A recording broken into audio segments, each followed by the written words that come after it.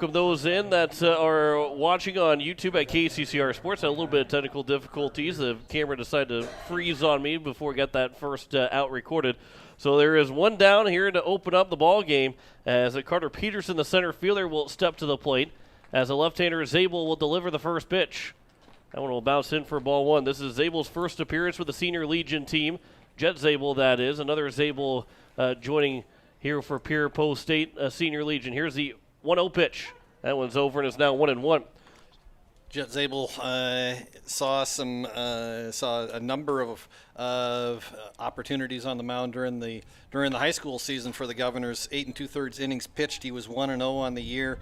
Gave up 12 runs on 6 walks, 8 strikeouts, 9.69 ERA, and a WHIP of 2.08 for the rising sophomore.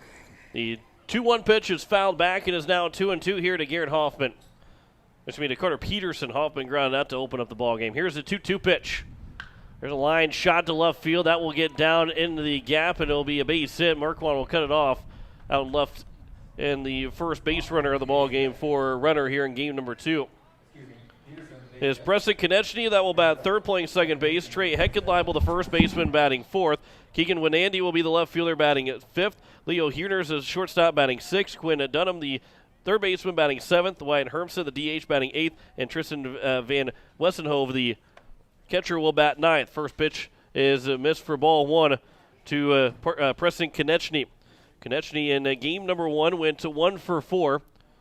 Part of the 5 hits. Runner takes off for second. The pitch out to throw to second. The tag and not applied in time. And a stolen base for Peterson. And the count is 2-0 now to the number 3 hitter, Preston Konechny. Will be followed by Trey Heckenleibel. Here's now the 2-0 pitch from Zabel. Fouled back, and it's 2-1. We'll go through the defensive positioning here for Pierre Post State here shortly. As the 2-1 pitch from Zabel to Konechny. That one's missed out low and outside, and it's now 3-1. And I think the biggest thing for Jet Zabel to be successful is realize that you don't have to be perfect. You don't have to go out and try to do too much and try to overpower hitters. Just go out and put your team in a position to make plays and to just keep your guys in a position where they can potentially set themselves up for success and possibly win this game at some point. The 3-1 pitch was grounded to the third baseman Gordon, and he got the glove on it, but he couldn't come up with the play, as it'll end up being an error charge to Gordon. So it'll be the runners at first and second. Runner at second didn't advance. Gordon did not throw the ball to first. The first pitch to now Trey Heckenleibel is taken high for ball one. Jack Marquand is out in left field. Brecken Kruger in center. Matt Hansen at right. Andy Gordon at third. Liga Keno's at short. Jaden Wiebe at second. Brady Getz is the first baseman.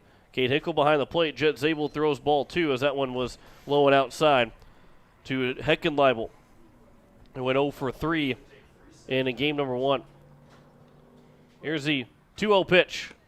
That one is at the knees and is now 2-1 to Heckenleibel.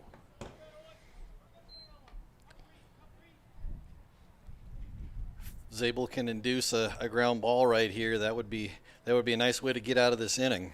2-1 pitch is low and outside. The count's now 3-1. We saw 13 men get left on base in total. 11 men get left on base in total of game number 1. 8 for Renner, 3 for Pierre. Here's the 3-1 pitch.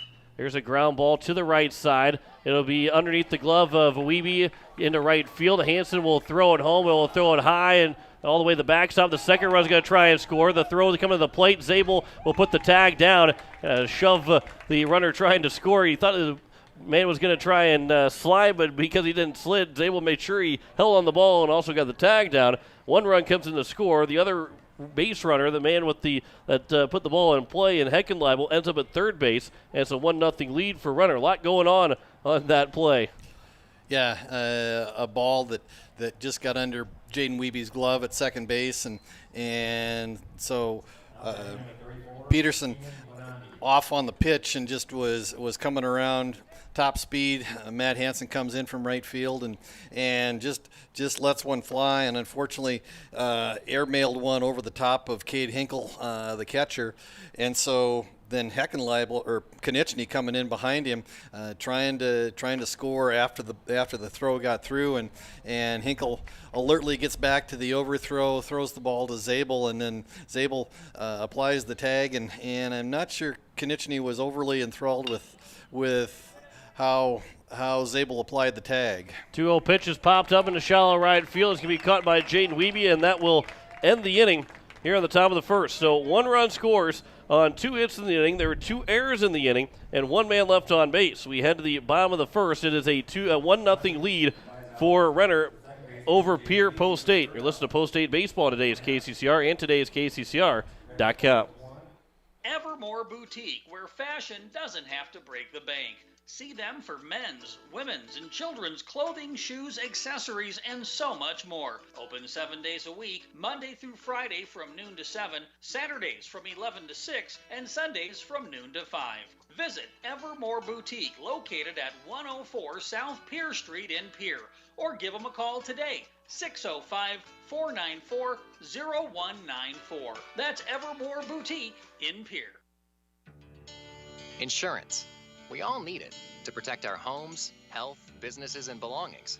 But having adequate coverage is just the beginning. You also need the support of professionals who stand by your side to protect what's important to you. Fisher Rounds & Associates combines the coverage you want with the commitment you need. Fisher Rounds & Associates, at your service, at your side.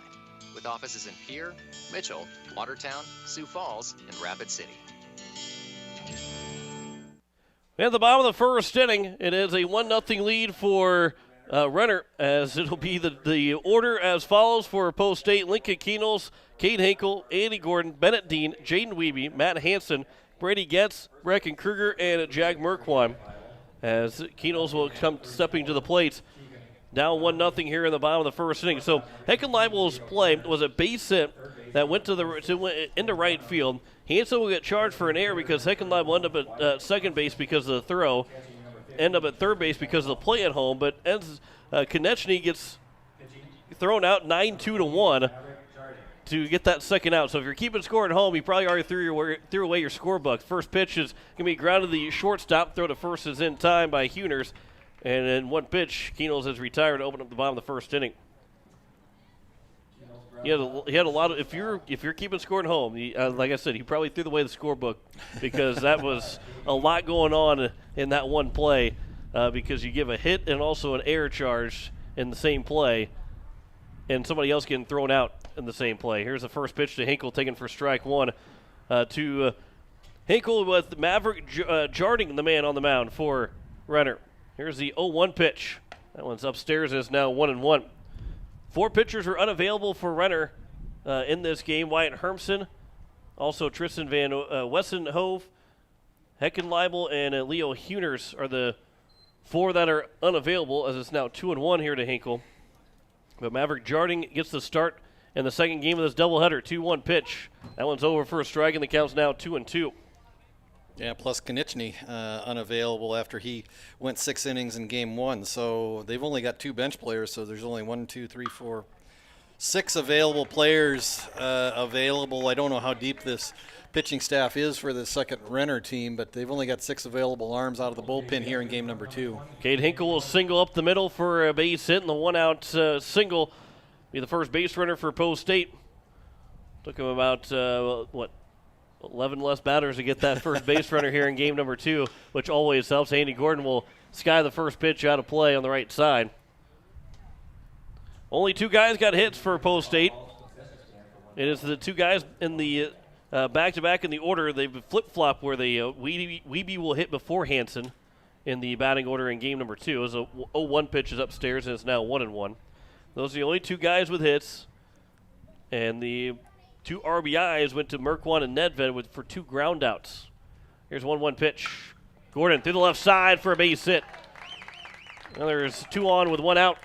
Back-to-back singles here for Hinkle and Gordon. Their first hits of the evening. so far, what you've seen out of Jarding has been a pretty good fastball, but he really hasn't shown a lot else, and that's what both Hinkle and Gordon have sat on, is just that fastball that they've been able to. As Dean will pop this one out to center field, and Peterson will make the catch. There's now 2 down, and that'll bring up Jaden Wiebe trying to score that first run to try and tie this ball game up. Yeah, and I think that's going to be the key on both sides, is can Jarding get that second pitch established? Like I said, he's got a pretty good fastball, but right now so far we've not seen that off-speed pitch, and so the post-8 hitters are pretty much sitting on that after they get into the count. They're pretty much sitting on that fastball, and so far I've been able to barrel them up. First pitch is taken for a strike to Wiebe. Here's the 0-1 pitch. There's a ground ball to the left side.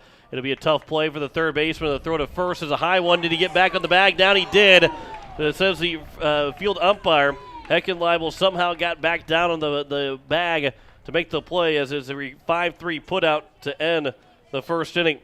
No runs on 2 hits, no errors, 2 men left on base. We hit the top of the second, 1-0 lead for Renner over Post 8. You're listening to Post 8 Baseball on today's KCCR and today's KCCR.com. BankWest Insurance has the expertise and resources to deliver personalized service and customized solutions. As an independent agency, we shop dozens of companies to get you the best coverage at the best price. As your trusted choice for insurance coverage, we promise to go the extra mile so you can rest assured your loved ones and your assets are protected. Contact your local agent with BankWest Insurance to work for you. Not a deposit, not FDIC insured, not insured by any federal agency, not guaranteed by any bank, may go down in value, equal opportunity provider. Home Care Services is a private agency committed to providing expert advice and specialized care to those who want to remain living independently at home. Home Care Service has a team of nurses, caregivers, and administrative staff that offers a full range of in-home support services to our area. For more information about Home Care Services, call 224-2273. Expert advice, professional care. Home Care Services, 224-2273. Top of the second inning. It is going to be Leo Huners, Quinn Dunham, and Wyatt Hermson to lead things off. He might reach his base. Will be Tristan Van Wessenhove, who is going to be 6, 7, and 8 for Renner. They lead 1-0 here in the top of the second after scoring that first run off the also an RBI was credit to Heckenleibel. That was the one thing I missed. See, I told you, you already threw your scorebook away and forgot to say there was an RBI for Heckenleibel. But it is the top of the second for Leo Huners. Be followed by Quinn Dunham, who made that play at third base. The throw to first, that was a high one that Heckenleibel was able to get his foot back down on in time. First pitch is missed for ball 1. Arguably able to get his foot back down in time. Yeah, it was a close play. 1-0 pitch is taken for a strike. It is now 1-1, to say the least. Not that we ever want to say that the umpire was wrong, but. There's a line shot. Wiebe with a small dive makes the catch, and the leadoff man retired. Made the last 2 plays for Post 8, and there's one down here in the top of the second. That'll bring up Quinn Dunham, the third baseman, his first chance to hit here in this doubleheader. Went 1 for 3 against Aberdeen yesterday. Because all you got to do is look in the scorebook, and you can always figure out that the umpire is always right. That's right. And there's no see, now all of a sudden, I don't know what happens. I guess there's there's such a pure thing about baseball, as the first pitch was fouled back, that is there ever going to be a thing that's going to be a challenge that's overturned that gets put in the book? Or do you just erase what you have and go back to say it, just like it was never challenged? I don't know. That's a good question. We're with the advent of video replay. That's working its way down. I mean, we're now all the way having video replay in the high school state championships. In all likelihood, at some point, would not surprise me if that becomes an availability. Even as down as far as high school varsity games before too long. The way the technology is going. The line shot from Dunham to the center fielder. Kruger makes the catch, and there's now 2 down, and that'll bring up the DH Wyatt Hermson. With nobody on base and 2 away. Here's the first pitch to Hermson. That one's missed for ball one. Did hear from the umpires, though, before today's game that Legion Baseball is adopting and now has adopted the 3-batter minimum, just like Major League Baseball. Yeah, and they think that there'll probably be some letters going out here in the next week or so with the pitcher comes in, has to face at least 3 batters before coming out of the game. 2-0 pitch is over. It's now 2-1. Obviously, that's barring an injury. If he's unable to actually pitch, that's a different story, but we'll have to face at least 3 batters. You don't see that very often, though, in Legion Baseball. 2-1 pitch just misses low, and it's now 3-1. Is that something that gets instituted immediately for the postseason this year? Is that when it'll take effect? I believe so. It might even take effect here in the regular season, too. 3-1 pitch is inside, and it will be a 2-out walk, so no 1-2-3 inning for Zabel here in the top of the second, and it'll bring up Tristan Van Westenhove. Again, to see that potentially even happen, I don't know if that really has ever happened in Legion Baseball. Maybe in a state tournament with 2 outs in an inning, you get the first 2 outs and try and go to get one more out, someone else. But most of the time, you see them at least face a couple of batters before they get taken out of the ball game. Here's the first pitch to Tristan Van Westenhove. It's taken high for ball one.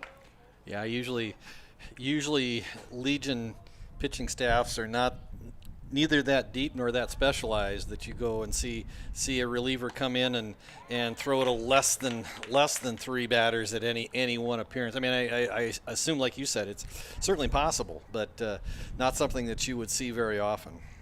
Here's the 1-1 pitch. That one's fouled back, and it's now 1-2. I think the only time you would maybe see that is, again, with some kind of an injury where he doesn't want to, the guy's not going to pitch because he can't pitch anymore. He's got some kind of injury that will take him out, and, of course, that's when the rule doesn't apply. 1-2 pitch, ground ball up the middle. Keynoles will field it short, flips it to second, retire the side. Here in the top of the second. No runs, no hits, no errors, 1 man left on base, 1-0 lead for Renner after an inning and a half. You're listening to Post 8 Baseball. Today is KCCR, and today is KCCR.com. At Black Hills Federal Credit Union, our top priority is providing value to our members. Since 1941, we have helped our neighbors buy homes and vehicles, finance their farms and ranches, insure their assets, and retire comfortably. From Custer to Sioux Falls, we live and work in our communities, and we treat our members like family. Visit bhfcu.com to learn more about how you can join. BHFCU is member-owned, not-for-profit, and federally insured by NCUA. Building a home. It's the biggest investment most of us make in a lifetime. Not to mention, it's a decision that, well, you pretty much live with day and night. The quality of the workmanship stares back at you like a reflection. It also affects the value of your investment. Choosing the right contractor is critical. Kruger Contracting is that contractor. Call 222-2523. Quality workmanship and materials completed on time. Kruger Contracting. In a word, quality. Call 222-2523. As we welcome you back in the bottom of the second inning, it is a 1-0 lead for Renner. As Matt Hansen, Brady Getz, and Brecken Kruger will be the first 3 hitters for Post State. John McClure alongside Greg Dean. 2 hits in that first inning for Post State, unable to score off of that. Matt Hansen to lead things off. He went 1 for 3 in the ball game, reached base twice. He was part of an error, reached on an error. He got on base 2 of the 5 times. He was 2 of the 5 base runners for Pierre. Hansen will line this one out towards left field, going back on its left fielder. And Winati didn't look very comfortable making that play, but he did make the play to retire Hansen in 1 pitch. Yeah, if there were some kind of gymnastics or diving judges scoring that play, we are close to the Olympics after all. Would not have gotten a lot of style points, but he did record the out, and that's really all that counts for runner number 2. As the first pitch to Brady Getz is taken low and inside for ball 1, his first at bat. Here's the 1-0 pitch.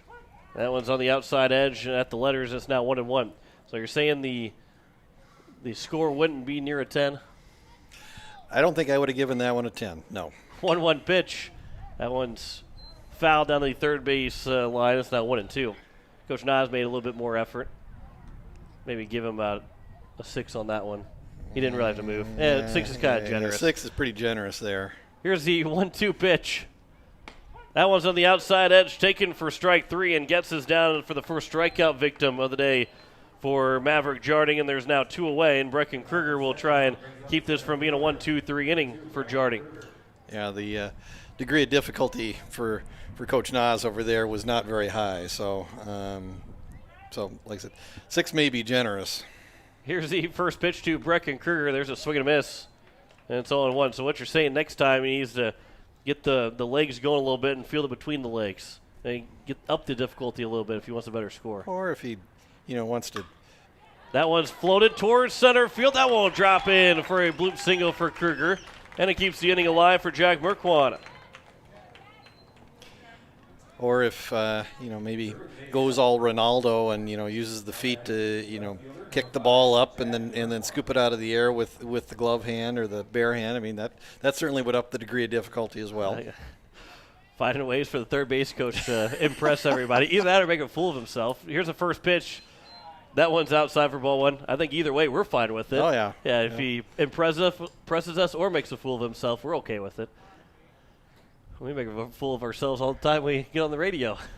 Pickoff attempt, diving back in safely is Kruger. Counts 1-0 here to Jack Merkwan, who went 0 for 2 in game number 1, but got the RBI single that tied the game up. Or excuse me, the RBI ground out that tied the game up in the bottom of the 5th.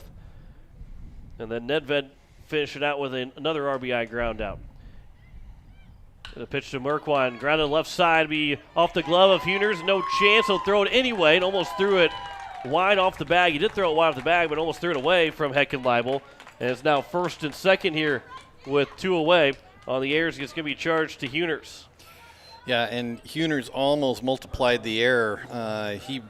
After he dropped the ball and didn't field it cleanly, then he tried to pick it up, did a full 360, and when he threw the ball, he didn't have any chance at getting Merkwan, and if Heckenleibel doesn't come about 3 steps up the first baseline towards home plate and make the play, that ball goes to the dugout, and both the post-8 runners advance 90 feet. First pitch to Lincoln Keenels is taken for a strike. The 0-1 pitch is Miss Lone is now 1-1. Well, you never like 2-out errors, you never like errors really in general, but when you extend an inning to put a guy in scoring position also for this man at the plate, as it counts now 2-1, who is still looking for his first hit, and it's hard to keep this guy away from not getting any hits an entire game. It's probably not the best case scenario for you. 2-1 pitch is upstairs, and it's now 3-1. Lincoln Keenholz comes into the day hitting .429 on the year, leads the team with a pair of doubles, 6 runs scored, 9 hits, and 21 trips to the plate so far. 3-1 pitch is in the dirt for ball 4. Everybody was advancing 90 feet anyway, and the bases are now loaded for Cade Hinkle. And Hinkle's got a chance to continue his hot streak after driving in 4 runs on Thursday. He went 0 for 3 in game 1. He's 1 for 1 here in game number 2. A base hit would for sure tie it up, and probably with the speed of Merkwan at second, give Post 8 a lead. Find a gap in the speed of Keenholz at first, and clear the bases. And that will get in the RBI as Hinkle's hit by a pitch, and the game is tied at 1. That was the one thing I didn't say. Yeah, just a pitch that got away from Jarding, and Hinkle turns in an effort to get out of the way, but takes one in the right thigh, and that's a tough way to get an RBI, but one way that you can positively get some positive outcome and get an RBI and tie the game. Will shoot the gap out in left field. 1 run will score. 2 runs will come in to score. Hinkle's being waved around to third. He's going to come in to score. Gordon's on his way to third base. A throw coming in. He slides in safe. With the bases clearing triple, is a 4-1 lead for Post 8. There's a big extra base hit. 3 runs, all of them come in to score on the triple for Andy Gordon. Again, just sitting on a first pitch fastball and just ripped a line drive into the left center field gap and ended up all the way to the fence right underneath the 383 sign out there beside State Treasurer Josh Hader's sign and clears the bases, and the Eights now have a 4 spot here in the bottom of the second. First pitch to Bennett Dean, taken low for ball 1. He's the 8th man to come to the plate here in this bottom of the second inning. Here's the 1-0 pitch. Upstairs is now 2-0. He flew out to the center fielder in his first at-bat. The big inning there that continued. All 4 of these runs are unearned runs to Jarding right now. The 2-0 pitch is over, and it's now 2-1. That error is a costly one, as it would have been a 1-0 game if that play had been made with 2 outs, but instead now a 4-1 lead, as Dean will foul it back, and it's now 2-2. Yeah, that's the thing. I mean, the error just prolonged the inning, and which loaded the bait, or which the error prolonged the inning. Then you end up with the hit by pitch RBI, and as Dean will swing and miss and pitch in the dirt, and the throw to first is in time to retire the side here in the bottom of the second. But 4-run score on 2 hits in the inning, 1 error, and 1 man left on base. After 4 innings, Pierre has a 4-1 lead over Renner. You're listening to Post-8 Baseball on today's KCCR and today's KCCR.com. Sioux Nation of Fort Pierre knows what that sound is. It's baseball season. They also know that means it's grilling season. Sioux Nation has the Green Mountain Grill choices that you need for those hot dogs and burgers for tailgating. And let's be honest, you know there will be a steak in there too. Visit Sioux Nation of Fort Pierre and see their selection of grills. While you're there, also pick up some seasonings for your grilling needs. Visit Sioux Nation at 504 Deadwood Street, Fort Pierre. Looking for your next new or used car, truck, or SUV? Then go no further than the comfort of your own home. Shop online at lambmotor.com. On lambmotor.com, you'll find the vehicles Lambs has in stock. You can schedule a test drive or your vehicle's next tune-up, all online. New or used, shop for it all online, anywhere you are. Lamb Motor has the right vehicle for you. Lamb Motor in Oneida and online, lambmotor.com. Top of the third inning, 4-1 lead here for Post States, as it'll be the top of the order. Garrett Hoffman to lead things off. First pitch to him is a ground ball to the left side. Keenels will charge in, field the throw on the run. It's a low one, not dug out by Getz. It'll get towards the siding, and it will be a man on second to lead things off as the air will be charged to Keenels here to open up the top of the third inning. That's a tough play, just a slowly hit ground ball that Keenels has to come in a long way on, and Hoffman shows a lot of speed, and so Keenels trying to make a play, throws on the run, and just short hop Brady Getz at first base, and Getz not able to come up and pick the throw, and Hoffman ends up at second on the air. So here is now Carter Peterson. First pitch is over for strike 1. It's the third error so far committed by Post State here in the first 3 innings without recording out here in the top of the third. 0-1 pitch to Peterson. High and upstairs for 1-1. Peterson singled, came around to score on the RBI single from Heckenleibel. Those are the 2 hits so far for Renner. Here's a 1-1 pitch. That one's going the other way out to left field. Merkwan will come in, make the catch. And there's 1 down. That'll bring up Preston Konieczny, who reached on an air back in the top of the first inning. It was thrown out trying to score all the way from first base. After a throw got away from Hansen trying to throw home, ended up being thrown out from Hinkle to Zabel. Be interesting to see how this first pitch goes. Here's the first pitch to Konieczny. That one's over for strike 1. I say that just because Jet Zabel is not afraid of pretty much anybody. Anybody that stares him down. He had 2 bigger brothers that probably taught him well not to be scared of anybody. 0-1 pitch is in the dirt. Hinkle blocks it up. The throw to third. The tag is applied. They got him out at third. Great play by Hinkle to block the ball up. The throw to third base and the tag applied by Gordon. There's now 2 down. The leadoff error is taken off the base pass, and there's 2 quickly away. Yeah, a ball that Hinkle blocked and scooted away from him, but scooted away in front of him, so he's able to come out from behind the plate. And a late break from Hoffman from second to third, thinking that maybe he can get the steal of third base after the short hop, and Hinkle with the strong arm down to third, and Gordon applies the tag, and now there's 2 out. 2-1 pitch is grounded in the hole, through for a base hit from Preston Konechny, so he is now 1 for 2, and the inning will continue to be for Heckenleibel, and that one is again getting thrown out at third base, which you don't want to make the first or third out at third base, so he only made the second out at third, but that base hit could have scored Hoffman if he had been still standing on second base. Yeah, based on how that was hit and where it was hit, I don't know. It would have been iffy if he would have tried to score on that play. It wasn't hit real deep, and so I don't know. You're off on contact because there would have been 2 out, but I don't know. Would have been a tough call either way. First pitch got away from the catcher Hinkle, so to second base will be Konechny. So he is in scoring position as the 1-0 pitch comes in. That one bounced and blocked up by Hinkle. And after showing his arm off to third base, the batter a go. Konechny thought better of it and stays at second. And the count now is 2-0. And here is the 2-0 pitch.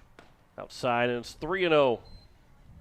Now to Heckenleibel. On deck is Wenandy. Lefty versus lefty matchup. Lefty Zabel on the mound versus the lefty Heckenleibel at the plate. 3-0 pitch. That one is over for a strike, and it's now 3-1. And the other thing that play at third does going forward for Renner is, now that you've seen Cade Hinkle's arm, I mean, you are going to be a little more concerned about maybe trying to advance it on a base, either as a steal or on some kind of a block ball like you just saw him make the play on. As the 3-1 pitch is popped up to the shortstop Keenels, he makes the catch. That retires his side. There was no runs, 1 hit, 1 error, and 1 man left on base. We head to the bottom of the third inning, a 4-1 lead for Pierre. You're listening to Post-State Baseball. Today is KCCR, and today is KCCR.com.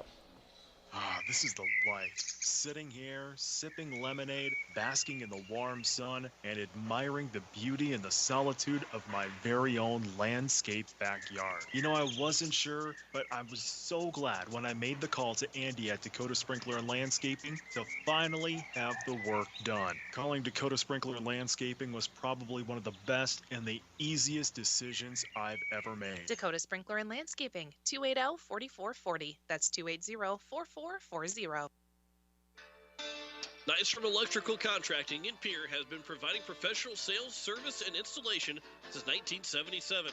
Whether you're starting from scratch, new construction, or you're upgrading your current system at your home, farm, or office, give the professionals at Nystrom Electrical Contracting a call. They've got a lot of bright ideas. Call Nystrom today to schedule a free computer-generated estimate. The number is 224-8750, or visit their website at nystromelectric.com. The bottom of the third inning here as Post States leads at 4-1. As Jaden Wiebe, the lone man that didn't come to the plate in the second inning, will be the leadoff man here in the bottom of the third. The Wiebe, Hansen, and Getz. First pitch is outside for ball 1. Wiebe grounded out in his first at bat. Here's the 1-0 pitch. That one is taken for a strike and is now 1-1. He was the other man that got a base hit, ended up being a double. One of just the 2 hits that Post State had in game 1, but they still got the win. 2-1. First pitch, or the 1-1 pitch is upstairs, and it's now 2-1. Not too many times where you say you only got 2 hits and you end up coming away with the win. That one's fouled back, and it's now 2-2. But the good pitching performance from Bennett Dean, who went all 7 innings, allowing just that 1 run, gave them the chance with just the 2 runs. 2-2 pitch is grounded to the right side on a nice high hop for Konechny to throw to first to retire Wiebe, the leadoff man here in the bottom of the third. Yeah, just two bouncer over to Konechny at second base. Second one came up nicely for him, and just real easy play, and Weeby's retired for out number 1. Matt Hansen now with nobody on, one down.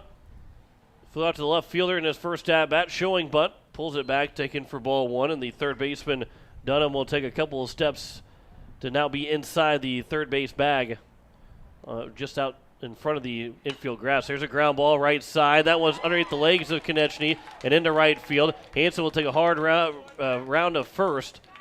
We'll head back, and it's going to be an air charge to Konechny. So he had 2 chances there to get the first 2 outs, but is 1 for 2 on those chances. And the runner on first here for Brady Getz. Yeah, just a hard hit ground ball that Konechny didn't get all the way down on. Just went right through the 5-hole. One of the few hockey terms that I know, and out into right field. First pitch is over for strike 1 to Brady Getz. I'm proud of you, knowing a few hockey terms. Here's the 0-1 pitch.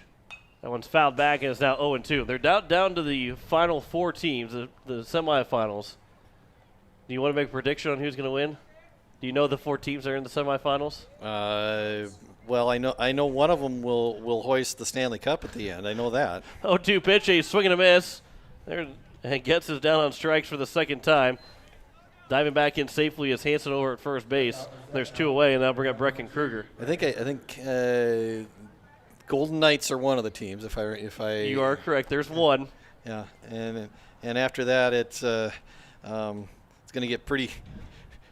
We're going to have to just start pulling names out of the air. Do you want to make a guess and see if you can go 2 for 2? First pitch to Brecken Kruger is outside for ball 1. And all it would do would reinforce my lack of hockey knowledge in a public setting. So, pickoff attempt, and Hansen is picked off at first base to retire the side.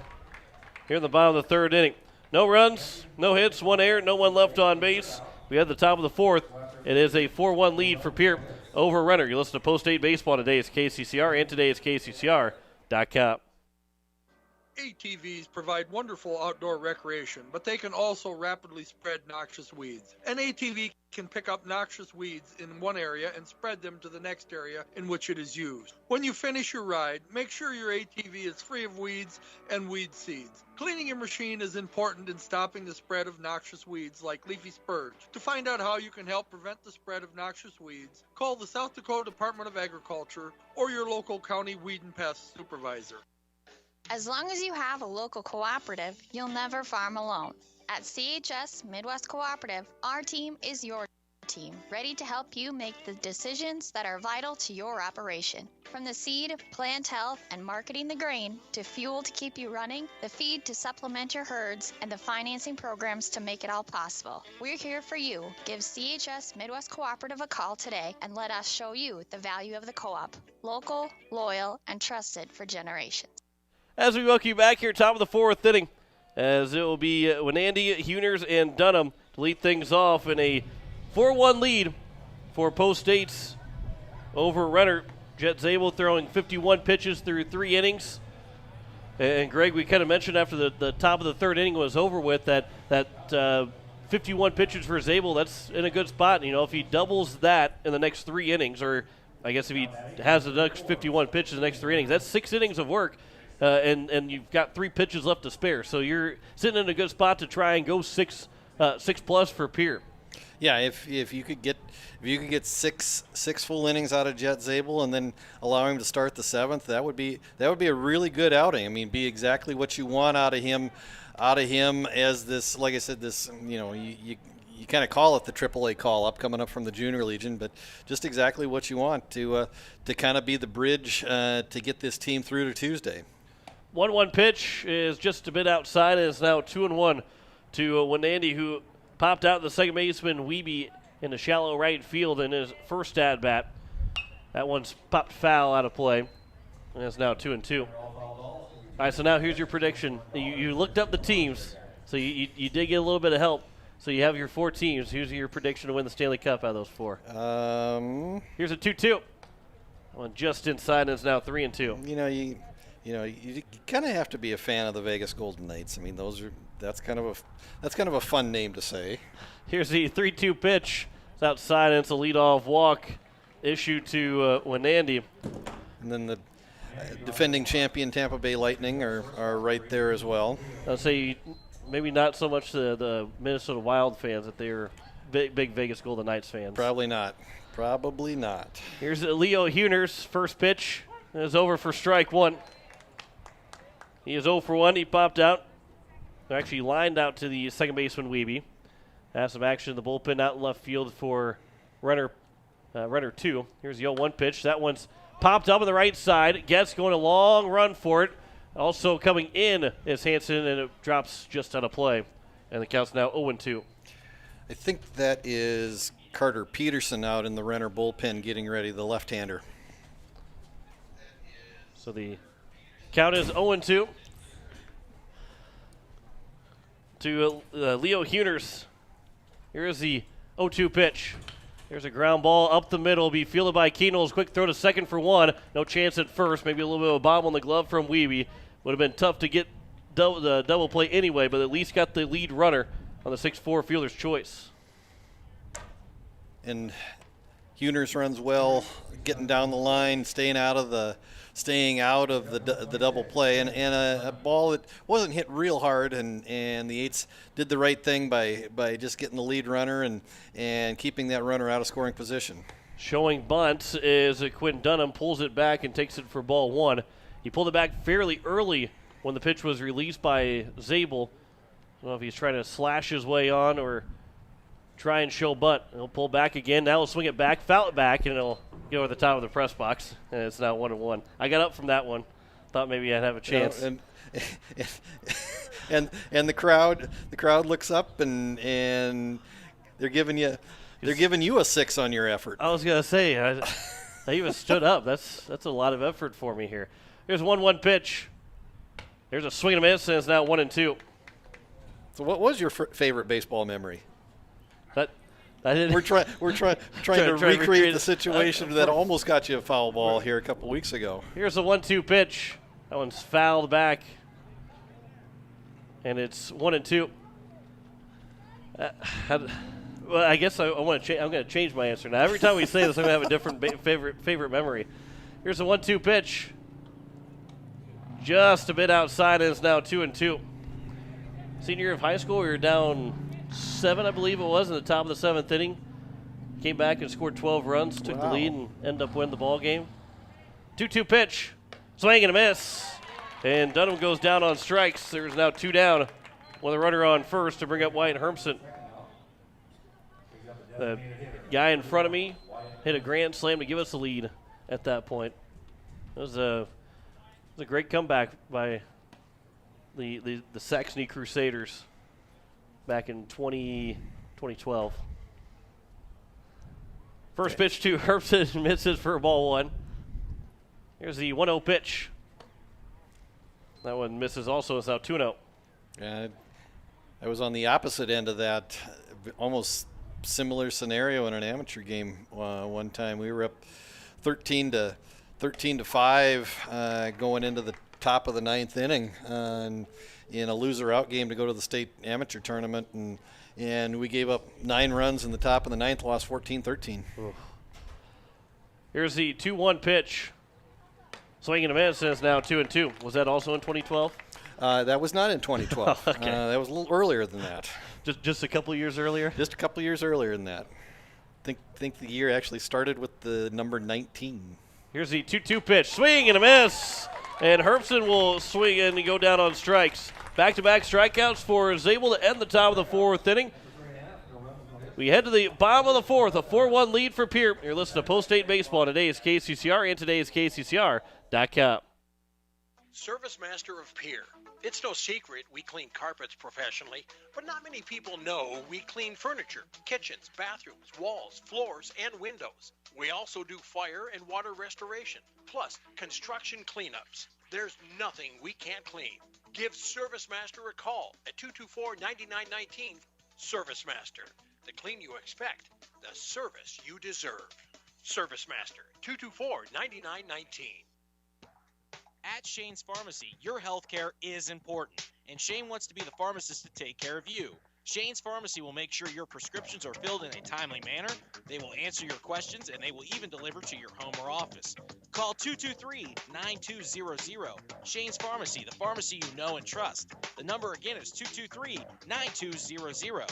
Shane's Pharmacy in Fort Pierre, proud to support high school athletics.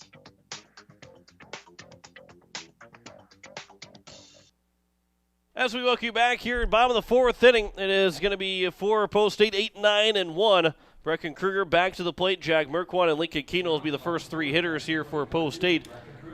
We are in the bottom of the fourth inning. Kruger was up to the plate when Hansen was picked off at first, so he returns back to the right-hand batter's box, trying to bunt his way on, but bunts it foul. And it's 0-1 here to the man who picked up the first hit, the first hit of the second inning. That started to get the whole rally moving around. It was a two-out single. Post State ended up scoring 4 times in that bottom of the second. There's a ground ball to the third baseman, and Dunham the throw to first, and a leadoff man retired here in the bottom of the fourth. Yeah, the couple other memories come to mind. Played in a game one time. Actually, a couple of amateur games. One on the wrong side of a state record at the time. There's a ground ball right back to the pitcher, and Jardine the throw to first, underhand flip to Heckenleibel, and Merquan is down for the second out. Just 3 pitches into this bottom of the fourth inning, and Lincoln Keenels will come up to the plate with 2 down. Spent a year playing for Clear Lake when I was going to school at SDSU, and we were playing Colton, the Colton amateur team, and just getting drubbed, and one of the Colton players had 3 hits in the same inning. That takes some doing. It's better than making all 3 outs in the same inning. Here's the 1-0 pitch. That was taken for a strike. It is now 1-1. It's tough enough when you make 2 outs in one inning, but if you end up coming up and make all 3 outs in one inning, well, your team had a pretty good inning, but you didn't have such a good inning. As the one pitch is on the outside edge, and it's now 1-2 here to Keenels. Be just the 7th pitch of the inning from Jarding on the 1-2 to Keenels. It's upstairs, and it's now 2-2. And played in a game. John Sutton, name that a lot of Pierre sports fans might be familiar with.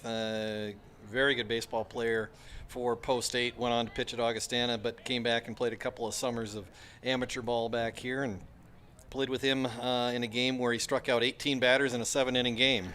3-2 pitch, a swing and a miss by Keenels, and that will retire the side. A 1-2-3 inning for Jarding. We have the top of the 5th. It is a 4-1 lead for Pierre over Renner. You listen to Post State Baseball on today's KCCR and today's KCCR.com. Comtech in Pierre invites you to come out and check out their expansive showroom. It's filled with everything you need to thrive in today's technology-dependent world and a knowledgeable staff to guide you through. Comtech has TVs, computers, personal electronics to commercial electronics, anything to fit your technology needs. The experienced professionals at Comtech can guide you through any questions you may have. Whether you struggle with technology or live for it, Comtech can help you find exactly what you're looking for. Comtech will even install and service what they sell, so you don't have to worry once you get your products home. Comtech, located at 1601 North Lowell Avenue behind Walmart. Check them out online at comtechplus.com.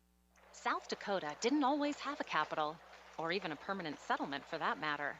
There wasn't always a river city on the Missouri River. And before First Dakota filed the first charter in 1872, there wasn't always a bank in South Dakota. Every timeless institution, tradition, and thriving business was started somewhere by someone who had a dream and the passion to make it happen first. What will be your South Dakota first? Visit firstdakota.com/first. Member FDIC. Top of the 5th inning, as it will be 9-1-2. Tristan Van Wessenhove, Garrett Hoffman, and Carter Peterson.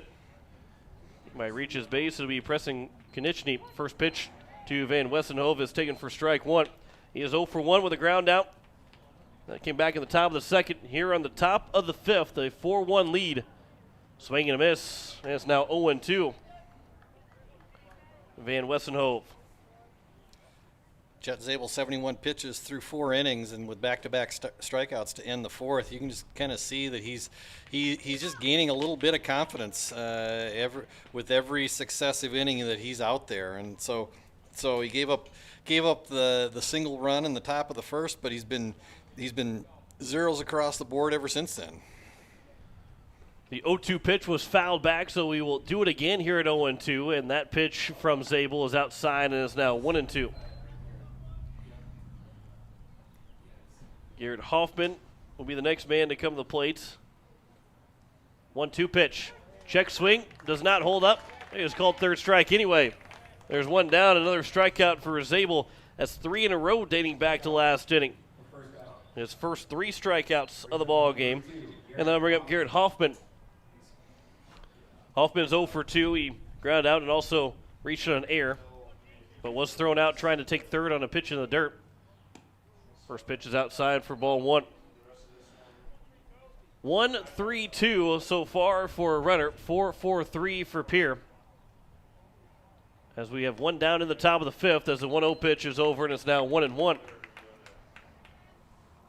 A beautiful Saturday evening here at Hyde Stadium. Here's 1-1 pitch as a chopper, and it'll be foul on the third base side. It's now 1-2. Zabel, the left-hander, kind of a, I wouldn't call him a slinger in the way that he comes. He's more of a 2/3, 3/4 arm slot delivery. Doesn't drop down quite as far from the left side as maybe like a Jack Van Camp does, but with the delivery that he has, when he gets that ball, it really has a tendency to ride in on the right-handers. Counts now 2-2. Here to Garrett Hoffman. 2-2 pitch. Swinging a foul back. Maybe we'll do it again here at 2-2. Both States scored all 4 of their runs in the bottom of the 2nd inning. After a 2-out error, kept the inning alive. Here's a 2-2 pitch. There's a sharp line drive into right field for a base hit. And a 1-out single here for Garrett Hoffman. The 4th hit of the ball game for Renner. And that'll bring up Carter Peterson, who singled and came in to score Renner's only run so far in the RBI single from Heckenleibel. He is 1 for 2. He flew out to the left fielder, Merkwan, in his last at-bat. First pitch to Peterson upstairs for ball 1. Saw him warming up in the dugout. Or warming up in the bullpen out in left field. Yes, he could have been warming in the dugout too. Here's 1-0 pitch. Come in and hit him. And so Peterson will be on first and second here with one down. That'll bring up Preston Konechny, who's been on base twice, with a reach on air and also a single. And Renner got a little something going here with runners on first and second, and just one out here in the top of the 5th inning. In the top of the order, number 3 hitter in Preston Konechny. First pitch comes inside to Konechny. It was taken for ball 1. First and second, one down here in the top of the 5th. Here's the 1-0 pitch. That one will miss low, and it's now 2-0. They might be having some action out in the bullpen. Looks like Elliott Life is warming up. Here's the 2-0 pitch. There's a ground ball. That'll be foul. And it's now 2-1. Yeah, this is a big inning right now for Post 8. Like I said, with the top of the order for Renner in the top of the 5th inning, in all likelihood, the way that innings tend to go, they will likely spin around and get through the rest of the order, so that the reason that these kids are at the top of the order is that they're in all likelihood the top hitters on their team. So in all essence, what you probably end up having to do is not only go through this top of the order here in the 5th, you probably are going to end up seeing them again at some point in the 7th inning as well. Coach Nathan Nas went out to talk with Jet Zabel, giving Elliott Life a little bit more time to warm up, as he's out in the right field bullpen right now. Here's a 2-1 pitch to Konechny. Taken for a strike, throw back to first. Tagged back down and back in safely is Peterson. The count's now at 2-2. Again, trying to get that man on first base and Peterson sleeping. Here's a 2-2 from Zabel. From the stretch, delivers. That one's fouled back. And it will stay at 2-2. Konechny 5 for 7 last night in the doubleheader versus Aberdeen with a home run. So you know, not only does he have some pop in his bat, but he's also a really good hitter. So big situation right here. He drove in 6 runs of the 27 that were scored from a runner in number 2. As the 2-2 is missed and is now 3-2 with one down here in the top of the 5th inning. Runners at first and second. That's Hoffman at second, Peterson at first. And here's the 3-2 pitch. Well, miss low for ball 4. And the bases are now loaded for Trey Heckenleibel, the cleanup hitter. The top 3 hitters have all reached base by a single hit by a pitch and a walk. And it's Trey Heckenleibel who's got the lone RBI so far. Stepping to the plate here for Renner. From the windup, first pitch is over for strike 1 to Heckenleibel. He popped out the shortstop Keenels back at the top of the 3rd. Left for a ground ball or even a pop-up here. Here's the 0-1 pitch. There's your ground ball. Keenels will step on the bag at second. The throw to first is in time. A 6-3 double play to get you out of the inning. Just what the doctor ordered. And we will head to the bottom of the 5th inning with Post State's still leading 4-1 over Renner. You're listening to Post State Baseball. Today is KCCR and today is KCCR.com. Do you need the Pierre Governor apparel for the big game? Or how about Stanley County apparel or Post State apparel? All Around Graphics in Pierre is your place to go. Not only can you get your apparel, but they also do screen printing, jerseys, awards, and trophies. And did you know they can print and customize your signs? All Around Graphics can do it all. Located at 819 North Euclid Avenue or call 224-4677. All Around Graphics in Pierre, your one-stop shop.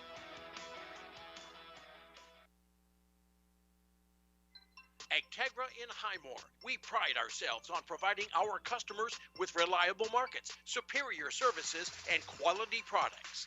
From corn and soybeans to spring and winter wheat, you can trust Agtegra in Highmore with all your grain handling needs. It's all about helping you achieve the best harvest possible. Call Agtegra of Highmore today at 605-846-1379.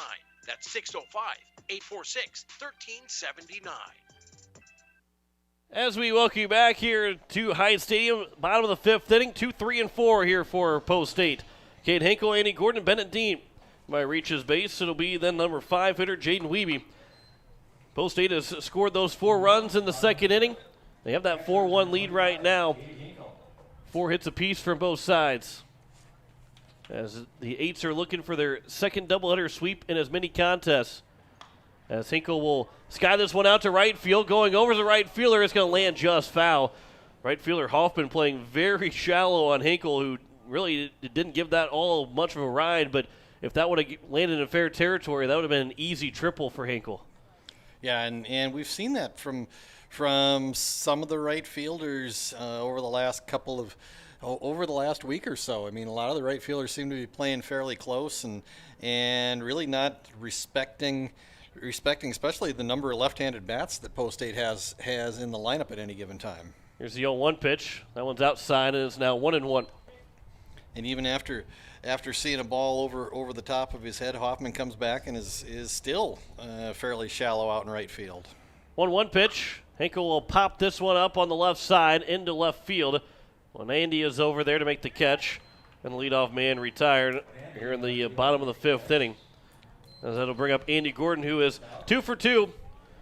A single and a triple that drove in the 3 runs that are the difference in this ball game right now. It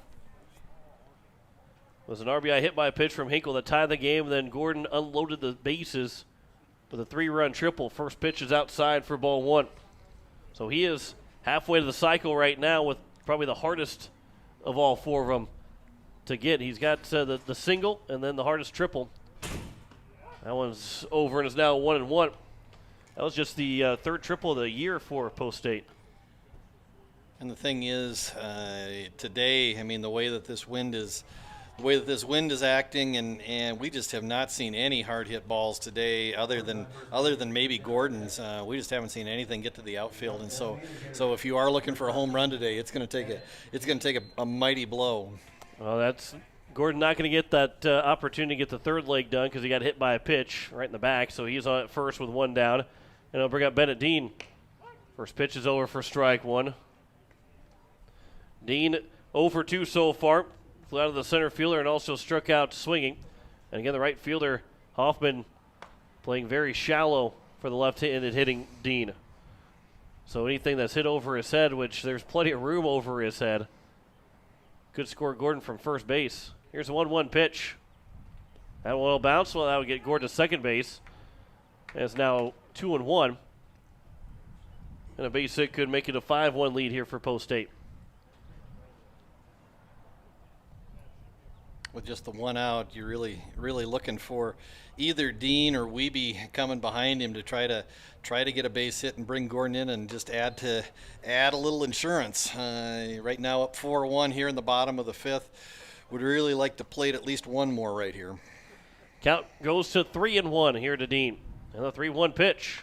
Dean will foul away at a Heights Stadium. It's now 3-2. Post State will play on Saturday, they are playing on Saturday. They'll play on Tuesday again as they will welcome in Aberdeen Sturgis, 2:30 for that first game, 7 o'clock for game number 2 on that triangular. 3-2 pitch is in the dirt, and it's a one-out walk issued to Dean. And it's now first and second for Jaden Wiebe, who's 0 for 2 with 2 ground outs. Again, make notice a 2:30 start in game number 1 on Tuesday, and then they'll play that third game at 7 o'clock. First pitch is upstairs for ball 1. So for those listening on KCCR and also watching on KCCR Sports, we'll have a little bit of a game break. There's a line shot past the third baseman into left field all the way in the corner. Gordon will come around to score. Dean's on his way to third. And it's going to be another double for Jaden Wiebe, and it's a 5-1 lead for Post State's. And almost a carbon copy of the double that he hit in the first game, just a rope right down the left field line, and this time he adds an RBI to the stat sheet, and Post State goes up 5-1, and Wiebe after taking a day off yesterday on Thursday, to due to a little bit of a hand injury, comes back with a couple of big doubles today. They are making their first pitching change of the entire day. We're in the bottom of the fifth of game number 2, and we're seeing our first pitching change. We'll step aside for a minute, tell you the changes after this. You're listening to Post State Baseball. Today is KCCR, and today is KCCR.com. Building a new home or remodeling the old? Adding a fireplace can make a house a home. Olson Plumbing in Pierre carries a full line of Heatolator fireplaces. Whether your taste is traditional or contemporary, Olson Plumbing has a great selection of Heatolator fireplaces that will fit any style. Whether you're building new or updating, call Olson Plumbing. Heatolator Fireplaces, the first name in fireplaces. Olson Plumbing in Pierre is your source for the industry's largest selection of indoor-outdoor fireplaces, either gas or wood, and outdoor fire pits. Stop by their showroom at 2803 East Wells or give them a call, 224-6436. Ferding Electric has a long history of doing electrical work the right way. Economical service, professional work, and customer satisfaction is why they can say that. Ferding Electric can do residential, farm, and commercial projects. Doesn't matter if they are charged with new construction or a remodel project, they get it conducted. Contact the staff at Ferding Electric at 224-8684. They can light a spark into your next project. Ferding Electric, 224-8684. As we welcome you back here to Heights Stadium, it is going to be now Peterson. Carter Peterson will come in and pitch for Renner. Jarding will go out to center field. That'll be your only switches of the pitching change. And Greg, we've seen this will be our fifth pitcher that we've seen in a doubleheader. 2 in the first game, 2 to start the second game. Our first pitching change in total of a doubleheader, which is unusual. But for Peterson, he's the first guy to come in relief the entire day. He's got some trouble to work with, second and third with 1 out. Yeah, and it's this is impressive. I mean, the fact that, like I said, we saw 2 very good pitching performances in game number 1, and we're following that up with a couple of pretty good outings here in game number 2. So Peterson, the left-hander, will try and work around Matt Hansen and Brady Getz and keep Dean and Wiebe at third and second base and keep it a 5-1 score heading to the top of the sixth inning. We saw Elliott Live warming up in the bullpen before that double play was turned from Lincoln Keenels in the 6-3 double play. You wonder if Zabel will go out to start the top of the sixth inning or if they will make that move to Elliott Live, who is returned from the bullpen back to the dugout. And if you're scoring at home, Maverick Jarding goes into the number 8 slot in the Renner lineup, replacing Wyatt Hermson, the designated hitter. And Jarding, who has been the leadoff hitter in the last 3 games prior to this one, so it's not like he swings the bat well. But he'll be in the number 8 hole. He might have a chance to come up at the top of the 6th. 0-1 pitch will get off the catcher's shin guard. 1 run will come in to score. Wiebe's going to turn all the way in and score as well. 2 runs are going to score on a wild pitch. Great hustle by Jaden Wiebe. Good heads-up play by Wiebe to take off from first take off from second and come all the way around to score on the wild pitch.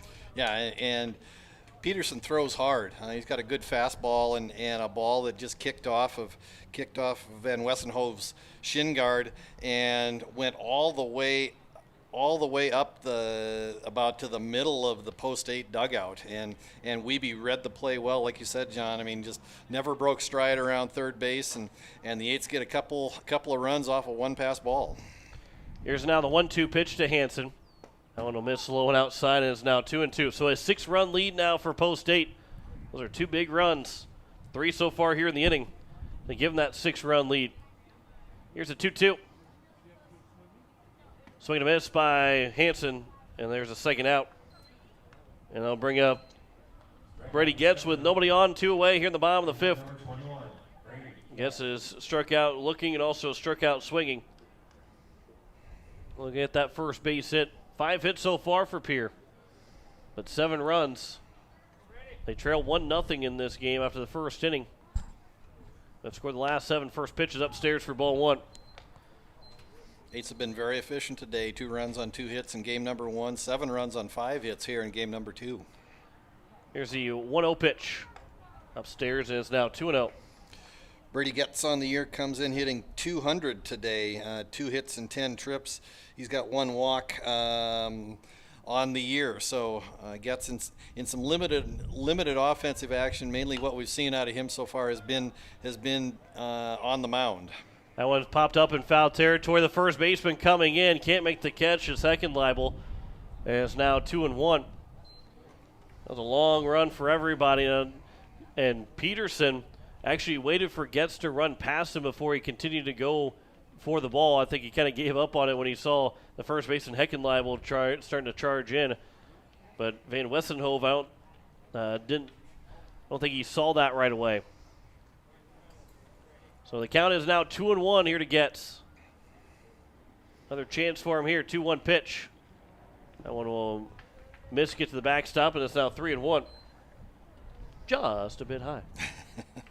Yeah, Heckenleibel came a long way. I mean, he's probably playing probably about 3 steps behind first base, and he's probably about 4 steps into fair territory, and he came all the way to the netting to try to make a play on that ball.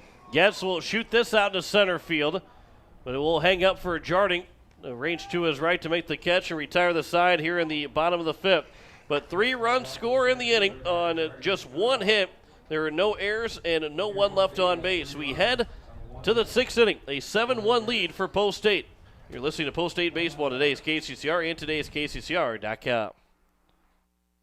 Are you driving a 2014 or newer vehicle? Are there less than 100,000 miles on it? Gateway Ford Lincoln Toyota in Pierre is prepared to give you top dollar. Again, if your ride is 2014 or newer with less than 100,000 miles, Gateway Ford Lincoln Toyota will give you top dollar for it right now. Trade it in or sell it to us. Doesn't matter. Your vehicle has never been worth more than it is right now. Stop in at 518 East Sioux Avenue in Pierre. Call 605-224-7378 and visit gatewayflt.com.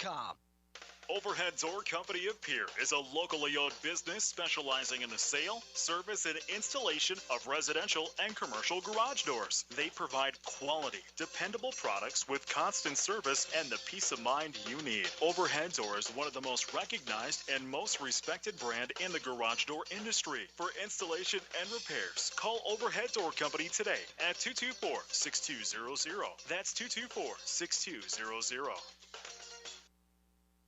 As we welcome you back, top of the sixth inning, it is Elliott Life that is on the mound now for Post State, as that will be the only change so far from Pierre. But 5 innings from Jet Zabel has given Post State the 7-1 lead, and Elliott Life, as he makes his next appearance, will look to finish this one out in the last 2 innings.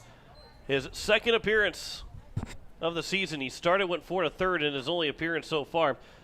First pitch to the Keegan Winandi is taken for ball 1, as it is going to be 5, 6, and 7. Winandi, Huners, and Dunham. Here's the 1-0 pitch. That one's fouled back, and it's now 1-1. Elliott Life, 4 1/3 innings pitched so far. His only appearance was a start against Rapid City Post 22. He got credit for the win in that game. Walked 6, had 8 strikeouts. 4.85 ERA and a 2.31 whip on the young season for the senior left-hander. That one just misses upstairs, and it's now 2-1. Life thought he had the second strike. Here's a 2-1 pitch. There's a swing and a foul back, and is now 2-2. Life came on strong at the end of the spring season, turned into one of the best pitchers for Pierre Governors. Especially that last weekend of the season, 2-2 pitch is fouled out of play, and it's now 3-2. The last several appearances that Life had he was very, very good, starting with that O'Gorman game in Sioux Falls. That one's chopped foul. Excuse me, the count is 2-2. Winandi is 0 for 1 with a walk so far. And what Life does well is not only does he have a nice fastball, but he really is able to spot his off-speed stuff. And coming from the left side, it's really really keeps the opposing batters on their heels when he's able to spot that curveball efficiently. Now the count's 3-2, and here is the 3-2 pitch. That one's fouled back again. So another 3-2 opportunity.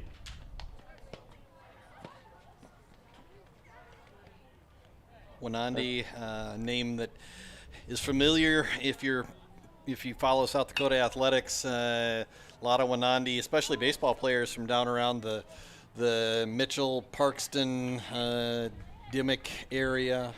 Just a very, very solid name. I suspect Keegan is probably related into that clan at some level. 3-2 pitch was fouled out of play on the right side, just beyond the first base dugout, so he will do it again here at 3-2. And the leadoff man, Winandi, upstairs, and it's going to be a leadoff walk. Second time that Winandi has walked, and that'll bring up Leo Huners, who is 0 for 2. So a 6-run lead here for Post State in the top of the 6th. You're listening to KCCR Peoria Riverfront Broadcasting Station as we pass that 8 o'clock hour. In what has been 2 good baseball games so far. Here's the first pitch to Huners, taken for strike 1. And Huners did not like that call. He even had a gesture that it was up above the letters to the home plate umpire. Here's the 0-1 pitch from Life to Huners. That one is taken at the knees. It's now 0-2. So Huners are going to quickly battle up, down 0-2 the count.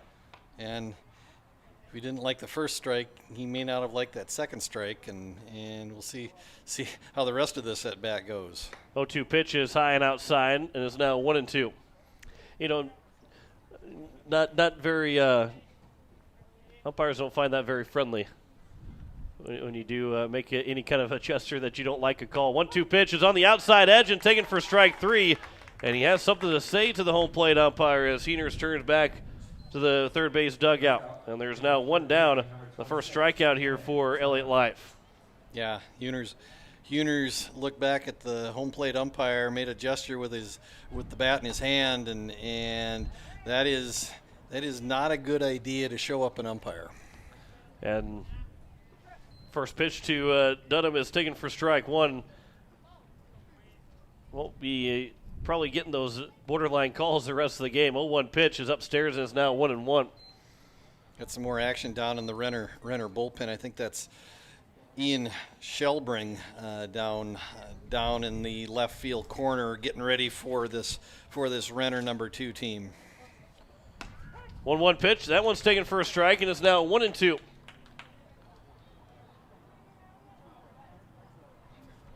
So again, we had 4 pitchers for Renner 2 not available to throw here today after playing yesterday and throwing yesterday.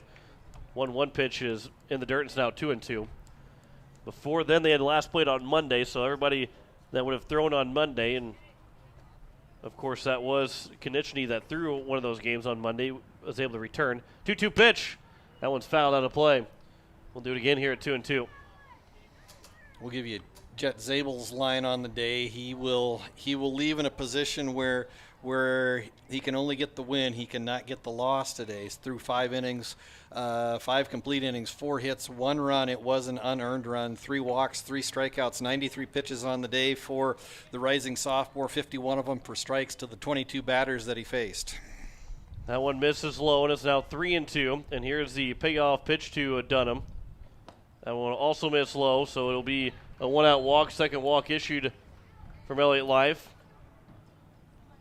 And that'll bring up Maverick Jarding in his first at-bat here of the second game.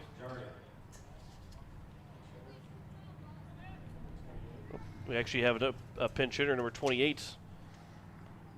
That is Maverick Jarding. Yep. Here's the first pitch, over for strike one. Yeah, with Shelbring warming up, likely coming in to pitch the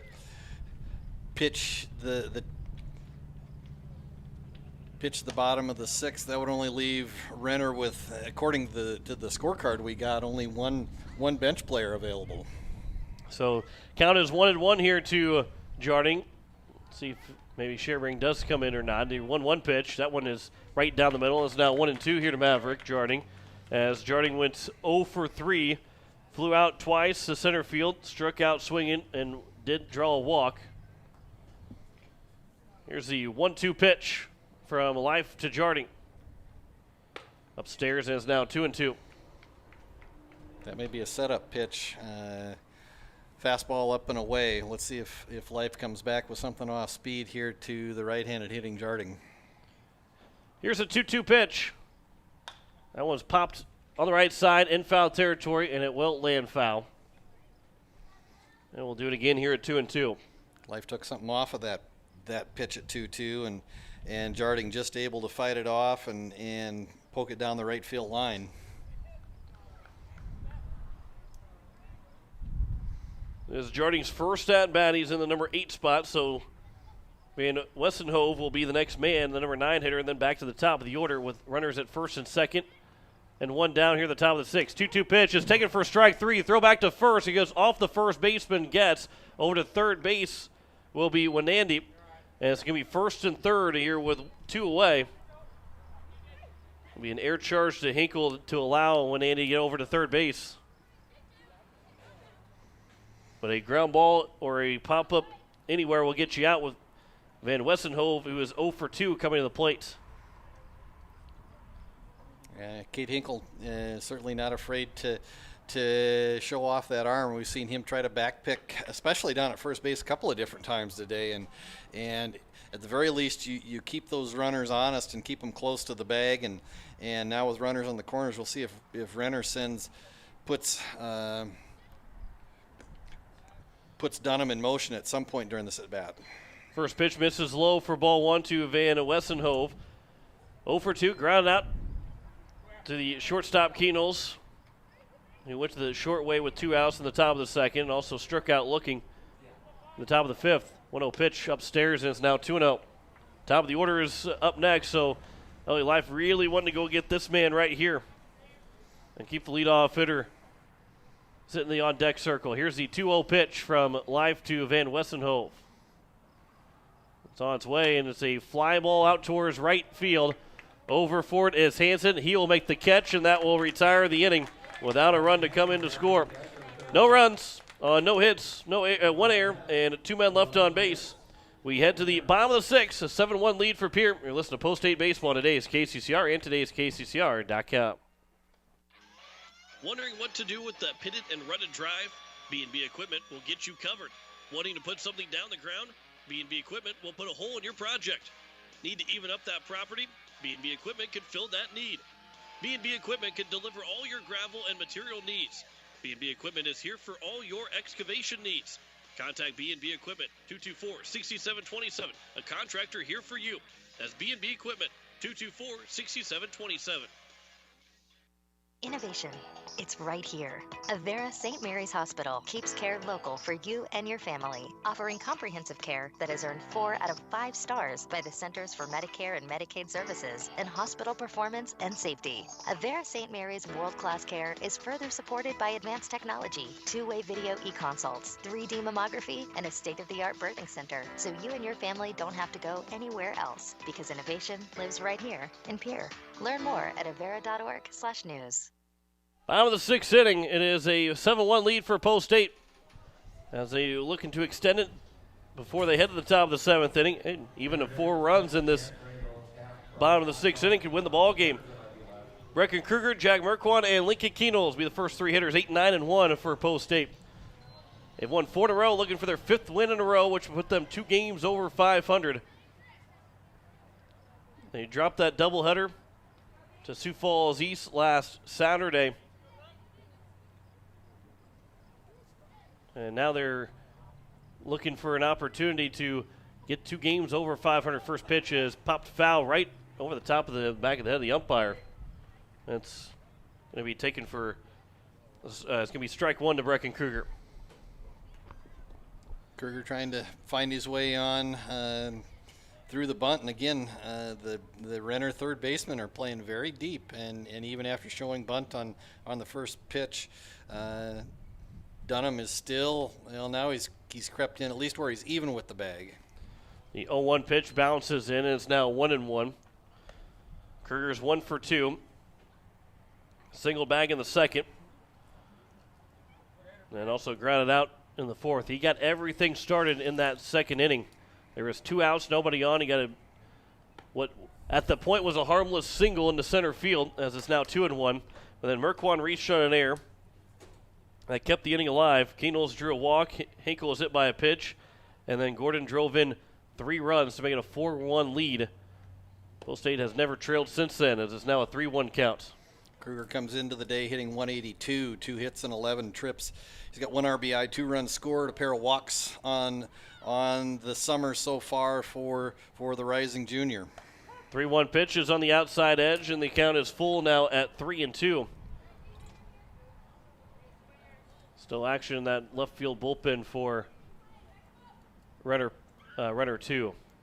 Here's the 3-2 pitch to Kruger. Well, miss low for a leadoff walk. And that'll bring up the number 9 hitter, Jack Merquan, with nobody out here in the bottom of the 6th inning.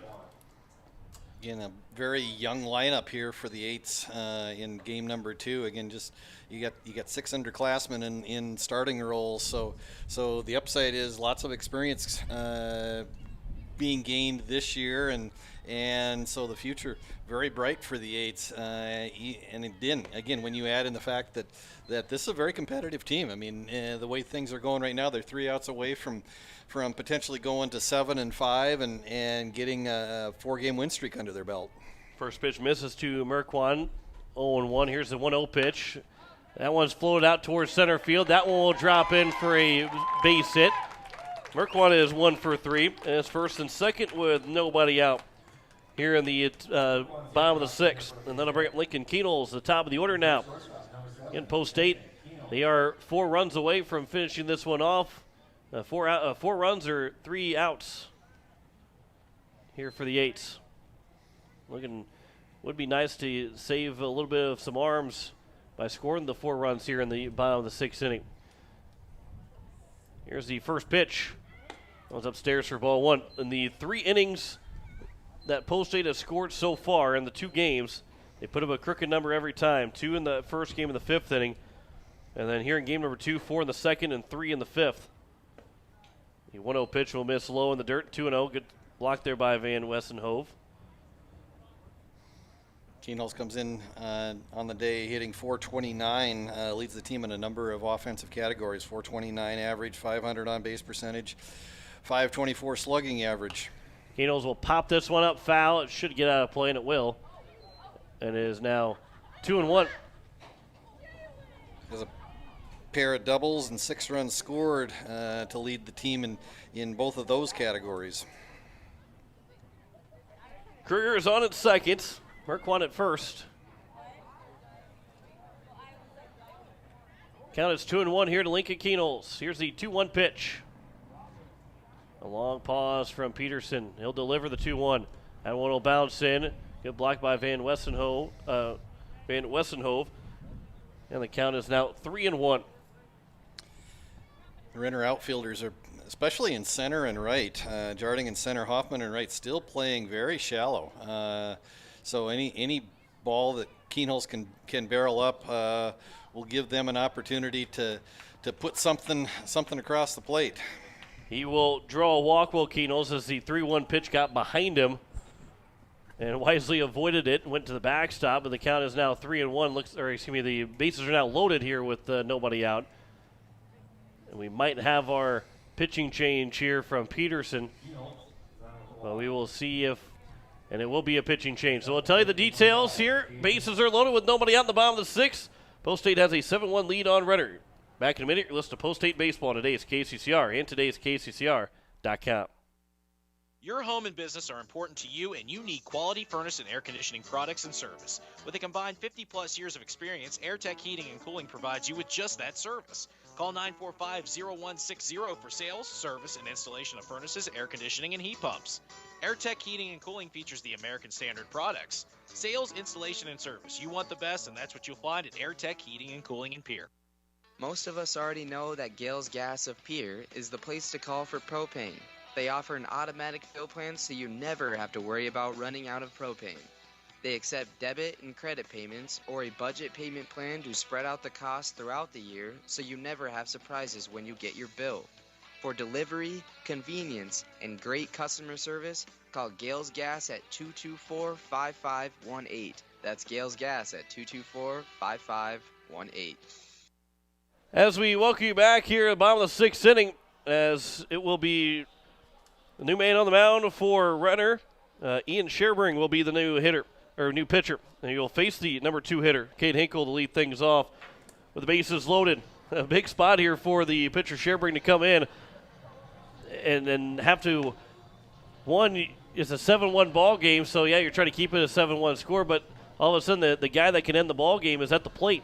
And he got a 10-run rule of if Hinkle does go deep, but also the fact that if he gets on base and then goes all the way around and score, that would end the game, as Sherbring will have to deal with the bases loaded and nobody out here in the bottom of the 6th inning. Cade Hinkle is 1 for 2 so far. And RBI, it was hit by a pitch with the bases loaded the last time he came to the plate. Here's the first pitch to Sherbring, and Hinkle will send this out to center field, going back on his Peterson. He will go back, make the catch. Kruger will tag, so will Merkwon. The throw coming in. It's going to be cut off by the shortstop and Huners. And the one man comes across the score as it's now an 8-1 lead for Post State on the RBI sac fly from Cade Hinkle.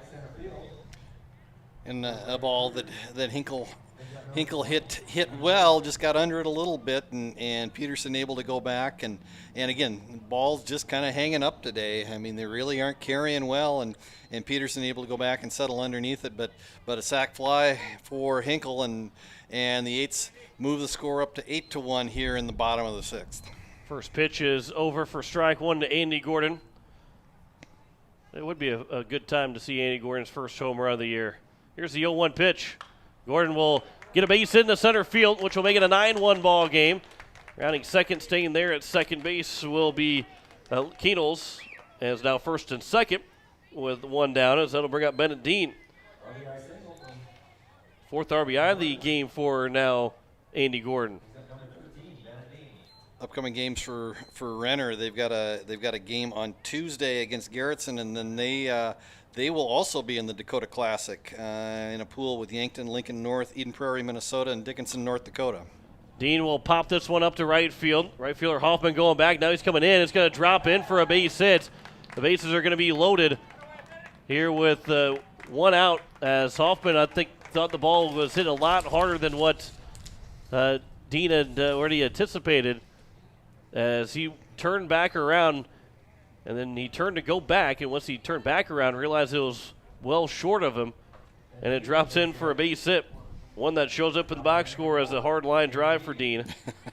But now here's Jaden Wiebe with that winning run in score position. That is Andy Gordon at second base, with the bases loaded and one down. First pitch is over for strike one to Wiebe, who has gotten two doubles in the entire day, with an RBI double in his last at bat.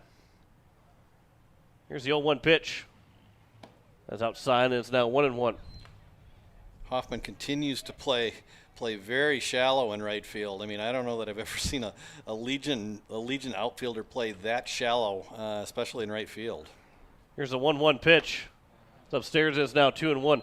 It would make a little bit more sense if this was the winning run at third base to try and keep it a nine-run game, but a base hit could still just make it a 10-1 game, as that one's at the letters is now 2-2.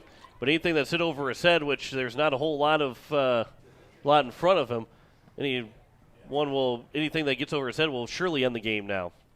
So here's the 2-2 pitch. Wiebe on the ground on the left side. It'll be fielded by Huners. A throw to second for one. Back to first is going to be not in time. So another run scores to make it 10-1.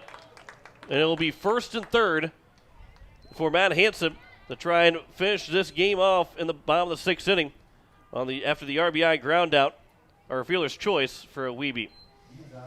And just a good baseball play by Andy Gordon at second base on that play. Just a ground ball from Wiebe that Huners had to field, but Gordon just held up just enough where he actually jumped over top of the ball before Huners fielded it.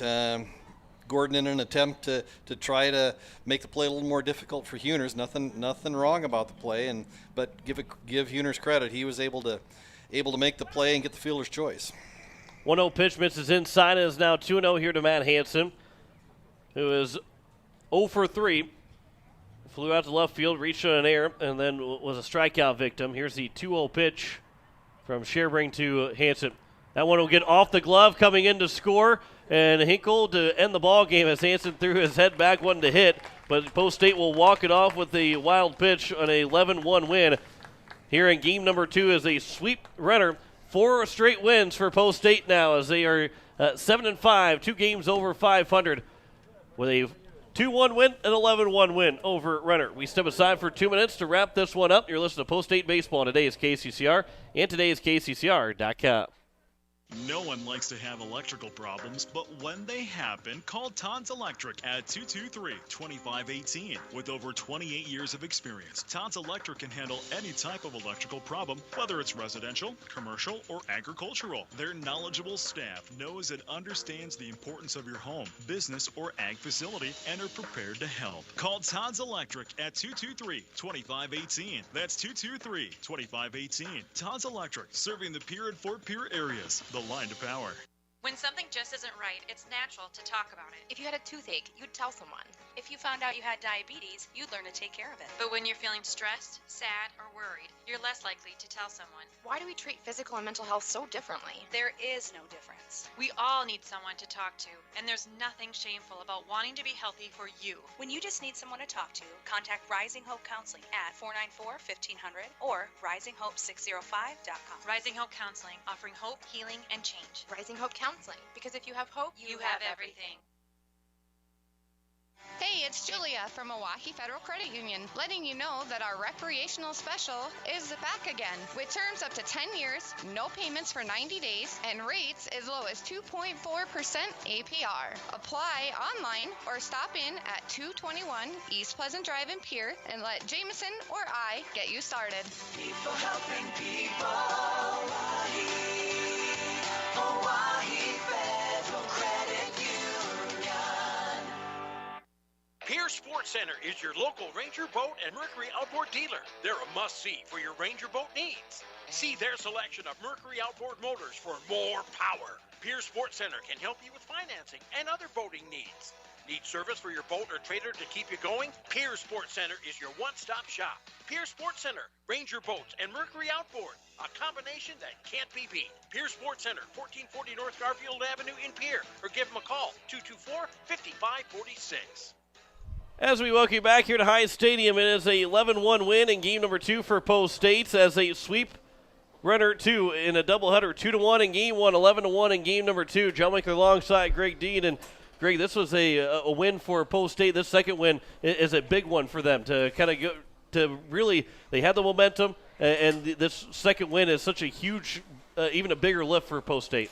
Yeah, and continues the momentum that they have started earlier this week, and now they're on a 5-game winning streak, and just kind of seem like they're putting things together, and kind of what had been an Achilles heel for them through the first set of games. The pitching was just kind of struggling, and now all of a sudden everybody they roll out on the mound just seems to have the magic touch right now. And maybe a man who has a magic touch for them is Coach Nathan Nas as he's joining us again. Or maybe this is the magic touch coming up after the doubleheader is over with. But either way, Coach Nas, a great performance in Game 1, a great performance all day for your team.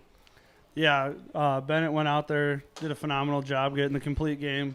We didn't really produce a whole lot for him at the plate, but he threw strikes, and when we're not swinging it offensively very well, we got to have strikes. Otherwise, we're going to get run out of a ball game pretty quickly. Yeah, and I think that was the key. It just it seems like everything starts with pitching for this club right now, and when you get good starts, it just kind of feeds into itself. The defense is better. You seem to get timely hits, and when your starters struggle is kind of when things tend to go south for you. Yeah, when we throw strikes, it just seems to just kind of lift everyone up. Offensively, especially defensively, it's easier to stay locked into the game. We got a little sloppy in game 1, kind of all the way around, except for Bennett on the mound, and really refocused, relocked in, and did a much better job in game 2. Yeah, and Bennett threw really well. I mean, he worked around those 2 errors, and the one in the first and one in the second. And you guys worked around the errors and throughout the entire game. You had 4 errors in game 2, so 6 errors in total. Probably not what you like to see out of your defense, but what you like to see out of your pitchers, and not let that rattle them at all. Yeah, not giving up the free bases with the walks was huge, because if we have those 6 errors and we're walking guys, that Renner team, they're a good ball club. They're going to definitely be beating some people this year. So yeah, we gave up more free bases than we wanted to with errors, but taking care of what we needed to do on the mound really limited them, and that was kind of the key to getting the win in game 1. And then game 2, we swung the bat much better, and Jet Zabel went out there, did a great job throwing for us, getting called up from the Junior Legion team. Just hopefully next week we'll be back to healthy and back to having more arms available. And I was just gonna talk a little bit about Jet Zabel's performance today. I mean, just came up and wasn't really flashy, but just did exactly what you probably needed him to do. He gave you 5 very solid innings. Just the 1 run allowed. It was an unearned run, and put Post State in a position to win this ball game, and really that's all you can ask out of a young man who gets a call up like that. Yeah, that was a prime example. We've told the guys, even if it's the Legion guys, if you throw strikes, we have a chance. If you don't throw strikes, then we really don't have a chance, and he did a great job for us. And another one that did a phenomenal job this last week was Brecken Kruger, and White and I have kind of talked that it might be pretty tough to give him back to the Junior Legion. You guys have now won 4 in a row. Won 5 in a row with 2 doubleheader sweeps, as you're now 7-5 on the season. And for Post State, after and Greg, I'll ask you this question, to say this to you, because after the first couple weeks of the season, this week has been very, very good for Post State. Yeah, and I think it's kind of the little boost of confidence that they need as they go back into the back half of June, and we talked about it a couple of times over the last week or so that they're going to really get into a meat grinder here in the next couple of weeks. 19 games in 13 days, and so it'll be a real grind, and so it's going to be all hands on deck in terms of pitching. You're going to have to really dig down, and mentally it's going to be the kids are probably going to face some adversity. And so, Coach, what are you looking for? What are you looking for out of the kids as we get into the second half of June, knowing that you've got this really tough schedule ahead of you? Yeah, really, it's just on the mound, throw strikes. When we're at the plate, we're having productive at bats. We just gotta, when we're gonna swing, we gotta swing hard. When we're going to commit to taking a hack, it's got to be a hack that's going to do something. And then just doing a much better job situationally hitting. I talked to the guys at the end of the first game. We're not a team that's going to hit a bunch of balls over the fence, even if the wind's blowing out for us. And the wind was blowing pretty stiffly in, and we're lifting a lot of balls and not really being productive at the plate. Some of them were hit hard, but when you hit a ball hard up in the air with the wind blowing in like that, it's not the right spot for that. So we just got to fix some things at the plate, be better situationally, and continue to throw strikes. And our defense is really almost a step backwards tonight compared to the rest of the week, but still, for the most part, all together played pretty well. And for Andy Gordon, who I think for him, this second game was a huge one for him, having 4 RBIs, had that big 3 RBI triple, another RBI base hit in that 6th inning. And he's your guy he's been your 3-4 hole hitter for the last couple of years now. And, I think he has kind of felt a little bit of pressure, wanting to maybe perform a little bit better than what he has had in a game like this where he goes 3 for 3 and gets on base all 4 times in that second game. That's going to be a big confidence boost for him. Absolutely. That'll be huge for Gordo. And then Hinkle the other day against Mitchell performed well. We talked to the guys about just do your job, whether your job is just to advance runners or, hit a ball hard on the ground or up the middle, just to do a job and not try to do more than what we're able to do.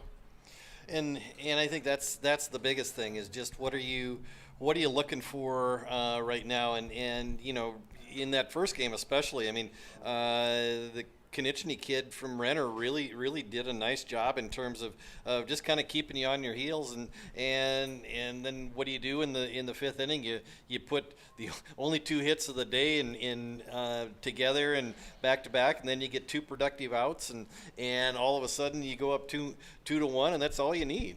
Yeah, and that was, like I told the kids, that was a prime example of just do your job. Don't worry about, and like we talked in the spring, just have a quality at bat. The stats at the end of the year will take care of themselves. And like I said, we told the kids early in the year, we really don't care what your stats are, because at the end of the season, the only stats that anyone really looks at are, did you win or did you not win? And I will say, because we don't get this very often, so how do you like having 2 hours and 53 minutes of total game time between the 2 games? I'm not going to say a whole lot about it because we've had some other ones that just one of the games has been close to that, so I'm not going to. Well, we can enjoy it. You enjoy we this one. We definitely can enjoy it. We would definitely enjoy it. We're not saying it's going to happen all the time, but we're going to enjoy it here today, especially with 2 wins like that. Absolutely. You take on Aberdeen and Sturgis this coming Tuesday at 2:30 and 7 o'clock. What do you expect for those 2 teams? Don't really know a whole lot about Sturgis. The only time we saw them last year was we ended up getting rained out after just not even after the whole first inning, ended up getting rained out. But hearing about them in the spring season, they're a scrappy team. They got a couple good arms. They'll get after you. And then Aberdeen, we went up there and played them last year in a doubleheader, and that was the only time we saw them last year. But same thing, it looks like, they might not be where they want to be wins-wise, but they're competitive in games. And anytime Pierre and Aberdeen play, it seems like we're always going to see their best, regardless of the sport, regardless of the quality of team. So I'm anticipating it'll be 2 dogfights that we're going to have to come ready to play. Coach, congratulations on the 2 win. Hey, you're 4-0 as the head coach here this year. Coach Wise going to be taking back the reins on Tuesday. You might have to give him a little bit. I'll be handing back the you'll reins. be handing back the reins. He doesn't have to take them back. I'll hand them back to him. Coach Nathan Nas, appreciate the time. Congratulations on those 2 wins. As Coach Nathan Nas, Post State wins it in a doubleheader, 2-1 in Game 1, 11-1 in Game number 2. Another good pitching performance from Bennett Dean, Jet Zabel, and Elliott Life. Those 3 pitchers that were used today. Elliott Life available to throw again on Tuesday because he stayed underneath that pitch count. I think he was coming out of the game anyway. Wiebe was going to come in and pitch the 7th inning, but there was no decision to have to be made because Post State scored those 4 runs in the bottom of the 6th to win it 11-1. 4 in a row, 7-5 now for Post State. This is kind of, I don't want to say, you were upset at how the first part of the season went when you were 3-5, but now here at 7-5, you're going, okay, this is the Post State team that we're looking forward to seeing because they've won 5 in a row. These are 2 games over 500. These are 5 big wins for Post State and can lead to a lot more here in this season.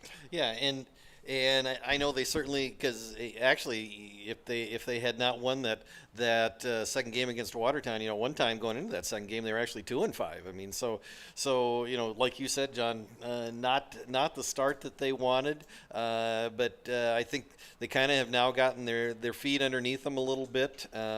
But again, they're going into a really tough part of the schedule. Not only in terms of the quality of teams that they're going to see, but they're going to get tested mentally over the next couple of weeks here through the end of June, and just because of the fact that you're going to probably have kids playing through. They're going to be tired. They're probably going to be a little grumpy because there's going to be a lot of late nights. They're probably going to be a little beat up, possibly dealing with some arm soreness and some bumps and bruises, and that's how that's how the game of baseball is. I mean, and so you just look to try to play through that, and you just get mentally tough so that when you get to the end of the year, when you get to the end of July in that postseason, if you find yourself in a tough situation, you can look back on the stretch that you've been through and say, we can do this.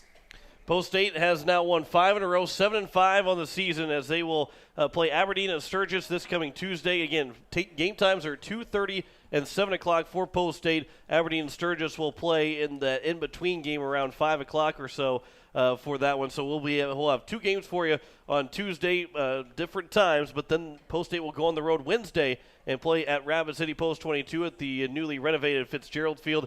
We'll have that game. That one will start at 6 o'clock Central Time, 5 o'clock Mountain Time. We'll be on the air for that one for a doubleheader out west in Rapid City. Before that, the Dakota Classic, which will take place next Friday, Saturday, and Sunday. And depending on how Post State does, they have to win their pool and could play Sunday night and into Monday. That will all be will be to be determined on how they do over those first 4 games of the Dakota Classic. But again, Tuesday, 2:10 will be on the air for a doubleheader, or 2 games to be played on a triangular as Aberdeen and Sturgis will be in town. As Pierre will be putting that 5-game winning streak on the line against Aberdeen first, and then Sturgis in that second game, as they will be looking to maybe go 6 and 7 in a row for the 8s. That will wrap things up for us here at Hyde Stadium for this Saturday evening. Thanks to Spencer Kelly, our technical producer back at the station. Greg Dean to my right. I'm John Winkler. Final scores, once again, a 2-1 win in Game 1 for Post State. Then they get the sweep of Renner as they win it 11-1 in Game number 2, as we say so long from Hyde Stadium.